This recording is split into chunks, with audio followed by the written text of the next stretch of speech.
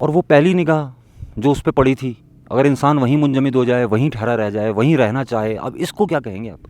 جب غزل نام ہوگا تو اس کے کچھ اثرات بھی ہوں گے.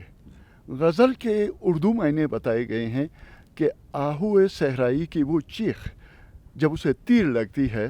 تو غزل نے ابھی 4 دن پہلے ان کو کہا ہے کہ ذیشان جنید کو بولو نا کہ وہ جو ہاتھ میں میرا دوپٹہ باندھے پھر رہا ہے کسی پنکھے سے لٹک جائے گلے میں ڈال کے. یعنی یہ مجھے بہت تہ در تہ نیچے کسی جگہ پہ محبت کی شدید فراوانی اس طرف سے بھی نظر آ رہی ہے.